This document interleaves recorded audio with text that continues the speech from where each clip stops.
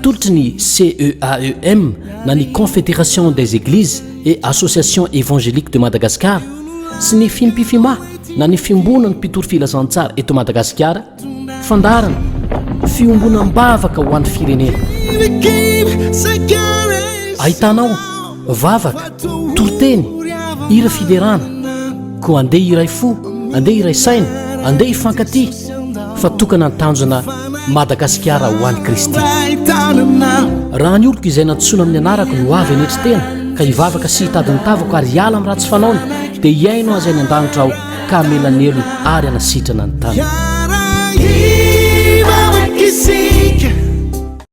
Misaotra an'Andriamanitra indray isika fa tafahoana indray amin'ny alalan'izao fandarana izay efa arahana izao. Amantsika rehetra ny tompandriamanitra ka anana finoana sy fatoriana an'Andriamanitra ianao amin'izao taona dia avintsika izao.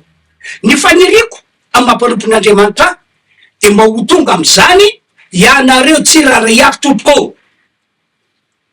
Manarak'izany miarabantsika tsiraray avy ny tenako. Arabaina tompoko, arabaina rarena soavina ny tanan'Andriamanitra ny ho aminao androany rapitso amin'ny herinandro avy iny ary amin'ny taona zay dia avintsika ity.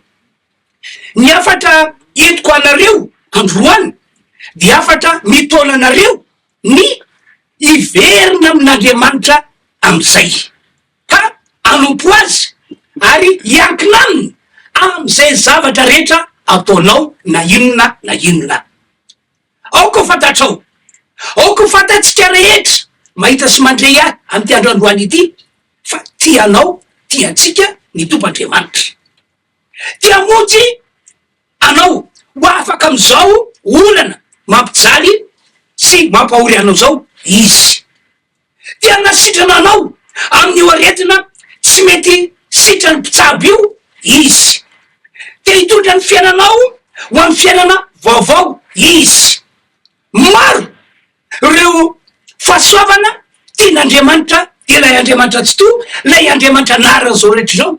Maro ireo fahasoavana tiany ho tsapanao amin'izao vaninandro dia avintsika izao. Fa izao tompoko, miankina aminao zany, miankina aminao zany. Raha iverina amin'Andriamanitra tokoa ianao ka anompo azy ary iankina aminy dia ho ataony aminao zany tompoko. Efa nilazany zany ny Baiboly. Le teny voasotra ato anaty Baiboly dia efa nilazany zany ary ny teny ato anaty Baiboly no teny marina indrindra tsy misy azo hianina. Noho izany tompoko, manafy anareo aho ny anaraka tsara azao afatra entiko zao. Fa nataon'Andriamanitra ho anao, nataon'Andriamanitra ho antsika izany. Ka dia melony hitondrako le tena hafatra azy dia andao hiaraka hivavaka isika. Raha sitrako tompoko dia akipimo-masonao na apetrao amin'ny fonao tananao dia andao hivavaka tompoko. Rainy malala, rainy masina, rainay izay ny an-danitra. Misaotra anao zahay ny amin'izao tombonandro avelomana no menao anay izao. Tena misaotra ry ilay Andriamanitra tsy to. Fanomezana avy aminao zao satria misy zavatra tianao hatongavana eo amin'ny fiainanay. Andriamanitra, hitondra ny afatra ao androany ka dia apetrako ampiaratananao zany afatra izany. Amin'ny alala zany afatra izany no amanginao ny olona tsiraray avy na iza na iza ka ho babo ny fony. Ino no fisianao izy, hitodika aminao izy, andray an'ilay zanakao izy dia Jesosy Kristy tompo ary ianao aneo fahasoavana aminy ka hitondra ny fiainana ho amin'ny fiainana vaovao. Ny dera, ny hiaja ary ny voninahitra dia tolotra ho anao Andriamanitra ray zanaka fanahy masina amin'ny anaran'i Jesosy. Amen. Ry namana rehetra mahita sy mandray ahy amin'ity androany ity, hoy aho aminareo, miverena amin'Andriamanitra dia ilay Andriamanitra nahary an'izao rehetra izao ianareo. Minoa Jesosy zanany ianareo. Minoa ilay fanavotana lehibe zay efa nataon'i Jesosy teo ambony hazo fijaliana ianareo. ary akeo Jesosy androso ho ao anatinao ka aka toerana ao anatinao. Efa mandodona eo amin'ny varavarany fonao ny tompo amty andro androany ity. Efa mandodona varavarany fonao ny tompo amty andro androany ity. Efa te hiditra ho fiainanao izy satria misy zavatra lehibe tsara tena tsara tian'Andriamanitra hitondrananao tompoko ao. Ko fantatsika rehetra fa tsy mety amintsika zanak'olombelona velona am'izao vaninandro diavytsika izao. Tsy mety amintsika intsony ny miena sy ny manao zavatra eto ambony tany ity tsy misy an'Andriamanitra. Averiko indray, tsy mety amintsika zanak'olombelona, tsy mety amintsika intsony ny miena sy ny manao zavatra eto ambony tany ity kanefa tsy misy an'Andriamanitra mandray atanana, tsy misy an'Andriamanitra mitahy. Tsy mety intsony ry havana malalo. Araka ny voalaza Baiboly matsy am'izao vaninandro diavytsika izao no isin'ilay andro mahory, andro misy fahasarotana, andro tena mahavery fanambola velona ny zanak'olombelona. Toy zao no voalaza ao am-bokin'ny Timoty faharoa toko 7:1 vakeo soratra io zao no voasoratra. Oko fantatrareo hoy Paoly apôstôly fa any aparany any, zany am'izao vaninandro diavytsika zao io lazainy io, any aparany any disy andro mahory, isy fahasarotam-piainana, isy fahaveresan-kevitra eto ambony tany ity. Aoko fantatrareo fa any aparany any de isy andro mahory. Maro amin'ny olona am'izao vaninandro izao no efa matsapa ny famarina zany tompoko. Ao ry olona nanana ny ampy tany aloha ary toa mora be taniny ny mitady vola sy ny mamelona ny ankohonana, kanefa indrisy fa efa tsy zany intsony zavatra tsapany ankehitriny. Maro am'izy reny no efa andala paresena. Ny sasany aza moa efa tena resy sy tapidalakale tanteraka. Ry olona mahantra sy saira-pianatra am'izay moa dia miamahantra sy miasa irana hatrany hatrany. Zava misy sy marina zany ambarako aminareo zany. Enjana ny fiainana eto ambony tany ity am'izao taonjato faraika amby roapolo taonina 2023 misy atsika izao. Tsy resany intsony ny fisian'ny aretina sarotra tsaboly sy ny aretina tsy mety sitrana mihitsy na inona ataon'ny mpitsabo. Ry namana rehetra mahita sy mandray ahy, zava misy iaina ny olona am'izao vaninandro izao avokoa zany rehetra ambarako aminareo zany.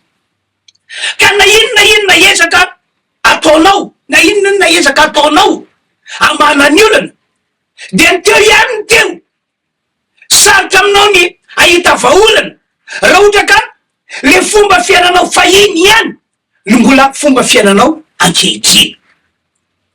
Misy fototra matsy zao zavatra midona amintsika zanak'olombelona velona am'izao vaninandro diavytsika izao. Ny fototra fahoriana sy ny fahasarotana ary ny fototra zavatra sarotra rehetra iainan'ny olombelona na iza na firenena vaiza ny fototra zany tompoko dia ny fanay ratsy na ny devoly miasa am'izao vaninandro diavytsika izao. Mazava be ny teny ambaran'ny Baiboly ato amin'ny Apokalipsy toko 12:12. Zao ny voalaza, zao ny voasoratra vakina amin'ny anaran'i Jesosy lay teny. Ianareo kosa dia afaka manaraka amin'ny voasoratra io. Ary no zany mifaliry lanitra sy anareo zay monina ao aminy. Ity lay tiako ambara.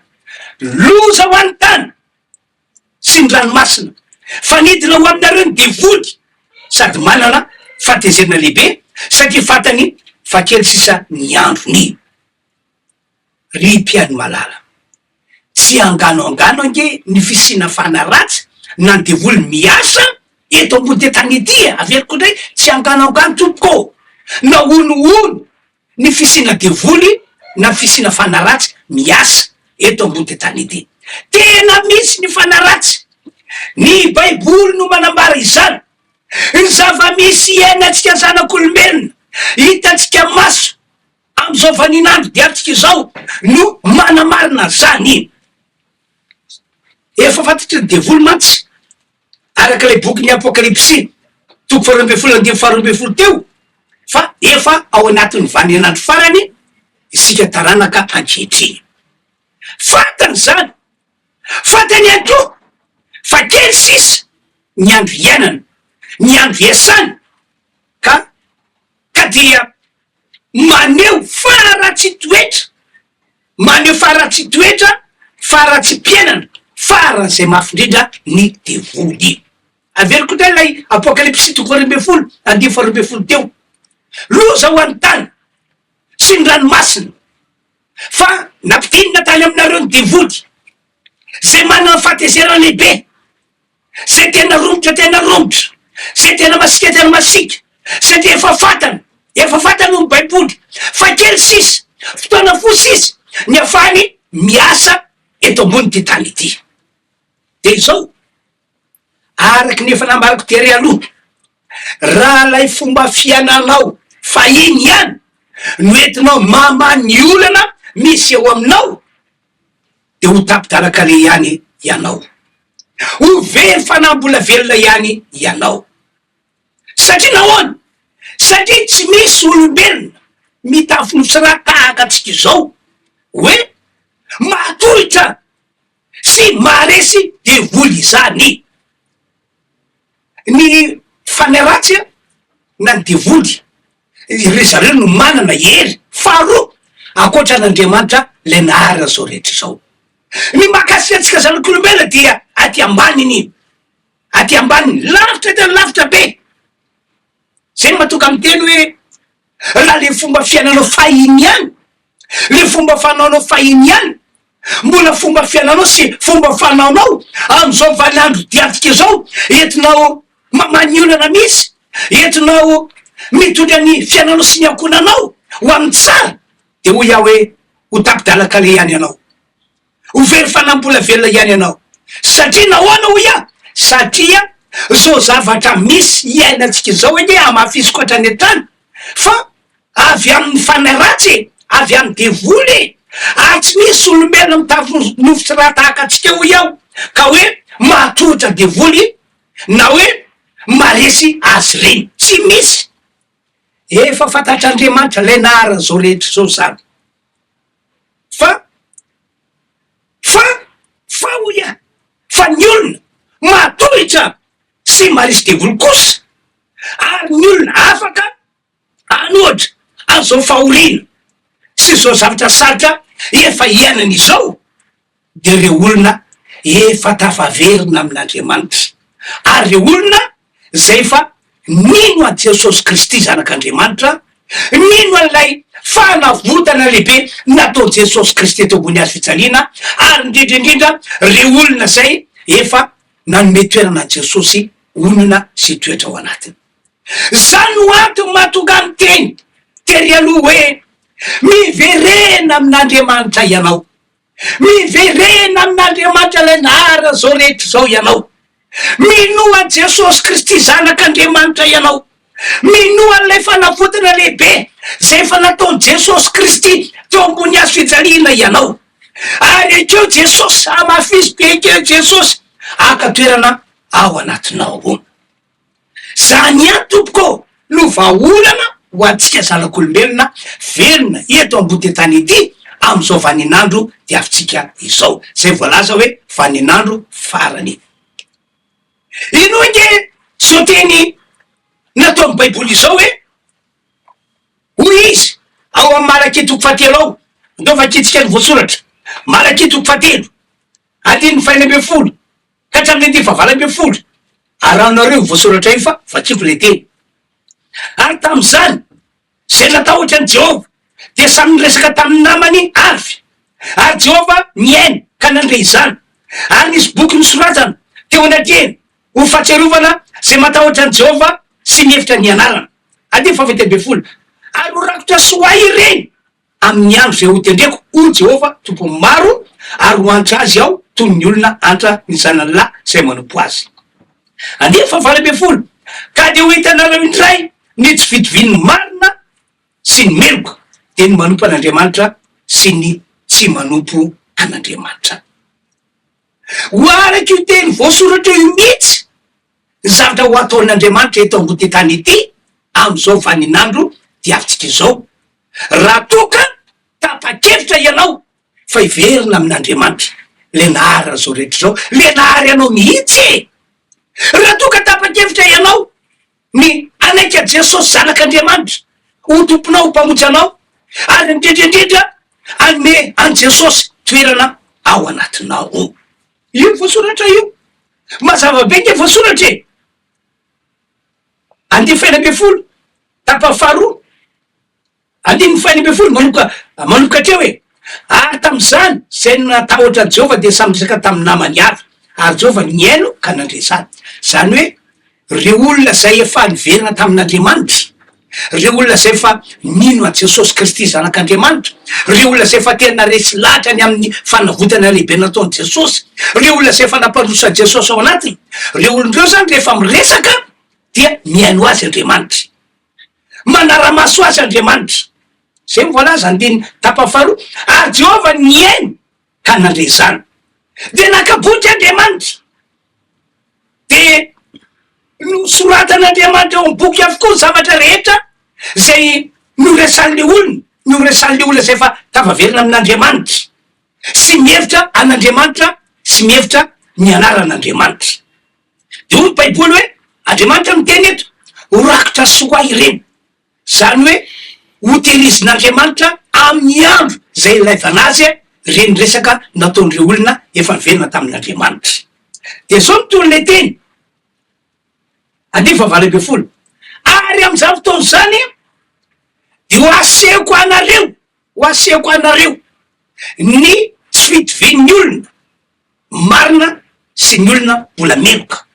Ho asehoko anareo tsy fitovian'ny olona zay niverina tamin'ny Andriamanitra sy ny olona mbola lavitra an'Andriamanitra. Ho asehoko aminareo tsy fitovian'ny olona zay nino zanako latokako, nino famonjena lehibe natao zanako latokako, ary nandray an Jesosy Kristy zanako latokako, sy reo olona zay manda an'izany amin'ny fony am'izay. Ho asehoko anareo tsy fitovian'ireo, ho porofoko aminareo tsy fitovian'ireo.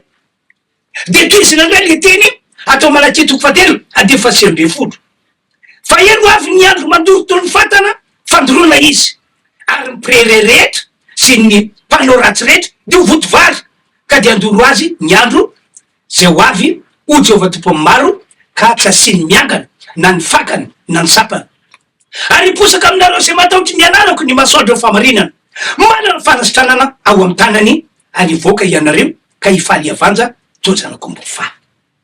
De mbola teny Andriamanitra ho avy ny andro sisy, ho avy ny andro mandoro toy ny fatana fandoroana. Zany hoe tena isy olana fara zay mafy indrindra taka ny afo ny eran'izany olana zany eto ambony tany ity, ka ny mpirere rehetra zay mivolasa amin'ny Baiboly, mpanao ratsy rehetra zay mivolasa amin'ny Baiboly, reo olona zay mbola tena lavitra an'Andriamanitra zay mivolasa amin'ny Baiboly, reo olona zay tsy mandrara ny fitiavan'Andriamanitra zay mivolasa amin'ny Baiboly, ho tahaka ny votovary ireny, andoro azy ny andro zay mivolasa amin'ny Baiboly, ary tsy avela isiangana na de anankiray azy. Fa ny vaovao mahafaly kosa de zao, reo olona zay niverina tamin'Andriamanitra arak'ilay nambarako tery aloha, de ho avy an'Andriamanitra de hiposaka amin'ireny olony reny ny masoandro famarinana, misy fanasitranana ao amin'ny tanana, anka hoenty ny hafaliana sy ny aravona izany olona zany. De voasoratra io hoe ka dia hifaly avanja taka zanako mbofa ry zareo, ry havana malala, ry mpianao tsaina. Tianao ny Tompoandriamanitra, te hitondranao ho amin'ny tantara vaovao ny Tompoandriamanitra. Noho zany amafisoko ny lalany hitondranao ho amin'izany fahasoavana lehibe zany, de tsy misy tena tsy misy afa-tsy ny fanapanao hevitra hoe iverina amin'Andriamanitra ihany. Zay ihany tompoko, efa imbetsaka no teny ty taminareo mahakasika lay fanoarana ataony Jesosy ny am'ilay zanak'Adala. Mieritreritra ty tovolahy iray ity fa ny fialany tsy eo an-tanany rainy, tsy eo anatreny rainy no heveriny fa mahasoa azy mamety ny fiainana satria efa lehilahy lehibe olo izy. De naleny teo an-tanany rainy ny anjara lovany, de lasa izy nandeha nanara-po tam'izay tiany atao tany izy satria hoe efa lehilahy lehibe manitondra ny fiainana. Kanjo izy efa namarako taminareo zany, voalaza an'ity baiboly ity am-boky Lioka, fa dia ratsy ny fiafaran'le tovolahy taty aoriana. Ny any sisa ny velomana de ho baiboly hoe ny sakafo fihinan-kisoa, zay sisa no hany ivelomana. Tsapa tena orsy fa diranovany izy tam'izany, tsapa tena hoe resy tanteraka izy tam'izany. So ihany anefa, zay le nambarako taminareo matetitetika, so ihany anefa fa tonga saina izy ka nanapa-kevitra hoe andeverina any amy raiko ao izy satria fantatro fa ao an-tranony raiko ao de misy zava-tsoa. Enina de reo mpanompony raiko azy de tsapako fa miadana miaraka amy raiko, andeverina any ao, andeverina any ao. De ho baiboly rehefa tena niverina tokoa izy de naseho ny rainy azy fa tiany ny rainy foana izy, tena midra fo tamin'ny rainy ka natoka ny rainy ny laza teo anatreny olona rehetra hoe avia nareo ity, avita ola nareo. Fa indro le zanako nambarako taminareo hoe efa very nefa hita indray, la efa maty nefa velona indray. Avia nareo maka akanjo vaovao, soloy ny akanjo ndeso ny akanjo maloto, soloy akanjo vaovao, madiany maka zanak'omby fay anareo, vonoy anaovatsika fety. Fa niverina tamiko ny zanako lahy, niverina tamiko ny zanako lahy, le tena tiako, le tena tiako. Soratana zany tantara izany mba ianazana amitsika hoe tahaka zany mihitsy ny toetra n'io Andriamanitra io rehefa tapa-kevitra isika fa iverina aminy. Marina fa efa nanota ianao, marina fa efa nanao netsy-fanao ianao, marina fa amy karazany adalàna zay efa nataonao, vitanao. Fa Andriamanitra riavana tia antsika zanak'olombelona, ary efa noporofony zany fitiavana izany tamin'ny alalany zanany lay tokana zay efa nomena atsika, ary natao sorona tao ambony hazo fijaliana, nataony maty tao ambony hazo fijaliana, nataony latsa-drà tao ambony hazo fijaliana. Zany rehetra izany nataon'Andriamanitra niatra tamy Jesosy avokoa, nataon'Andriamanitra niatra tamy zanany lay tokana avokoa mba tokatsika ho afaka am'le fahoriana, ho afaka am'le fahaseranana, ho afaka am'le fahasarotana, ho afaka am'le fiainana mahavery fanambola velona. Rehefa niverina tamy rainy le zanany lahy de niverina tamin'ny fiadanana. Mino afa ho tahaky zany mihitsy ho tsapanao raha tapa-kevitra anao fa hiverina amin'Andriamanitra riavana malala zay mahita sy mandray ahy am'ty andro androany ity. Ny voninahitrany ho an'Andriamanitra irery ahy. Ivavaka ho anareo aho am'izao fotoana izao, ivavaka ho anareo aho, ho anareo zay tena tapa-kevitra fa hiverina amin'Andriamanitra, tapa-kevitra fa tena anorina finoanareo sy fanantenanareo ao am Jesosy Kristy zanak'Andriamanitra ary anome toerana Jesosy ho ao anatinareo. Ivavaka ho anareo aho. Tiako anareo anokana fotoana mandoarika mihitsy am'izao olo izao fa ivavaka ho anareo aho.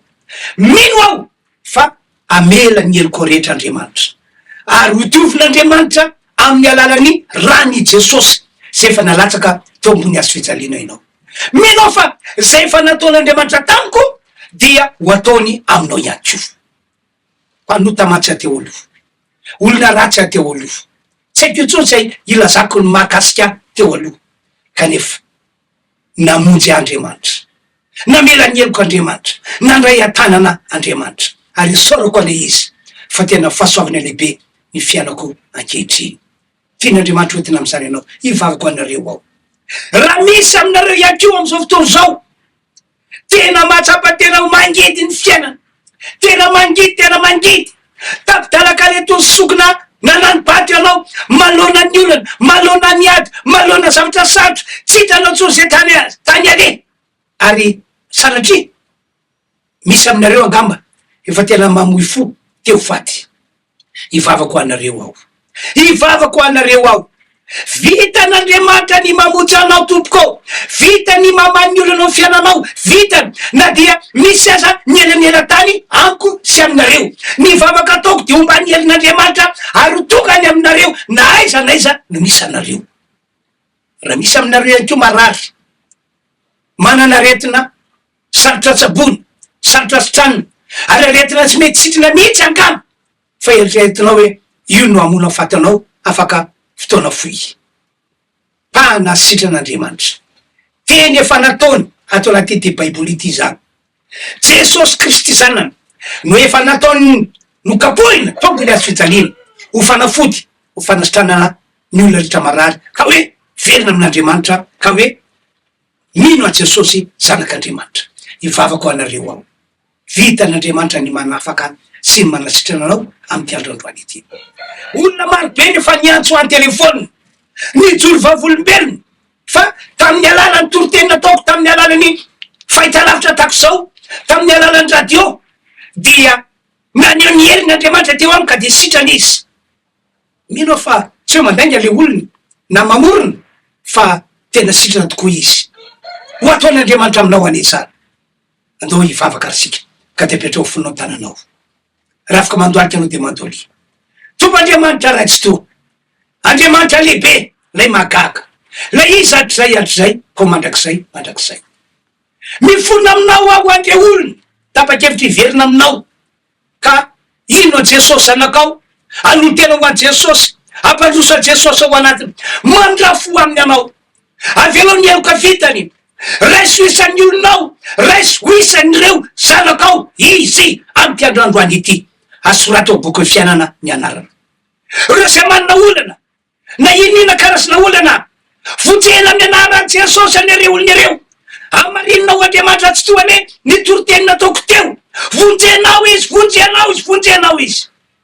Ary reo zay marary, sitraniko amin'ny anaran Jesosy, esoriko amin'ny anaran Jesosy ny herin'aretina, sitraniko amin'ny anaran Jesosy, mandidy anao devoly mafarofy, mandidy anao fana mafarofy, miala amin'ny tenan'ny olona, naretina any atampinokatra any paradis, esoriko amin'ny anaran Jesosy.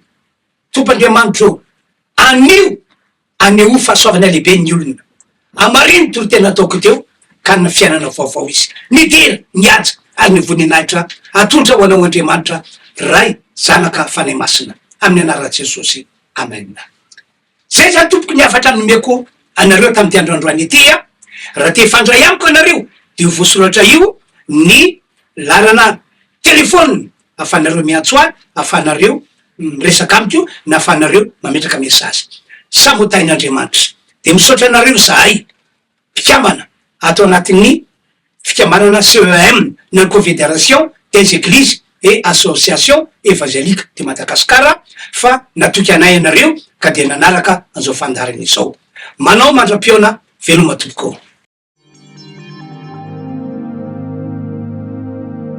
Narahinao teo ny fandarana niarahana tamin'ny CEAEM na ny Confédération des Églises et Associations Évangéliques de Madagascar sy ny fimpifima na ny fiombona ny mpitoro filazantsara eto Madagasikara, fandarana fiombonam-bavaka ho an'ny firenena. Ahitanao vavaka, toroteny, hira fiderana, ko andeha iray fo, andeha iray saina, andeha hifankaty, fa tokana an-tanjona Madagasikara ho an'i Kristy.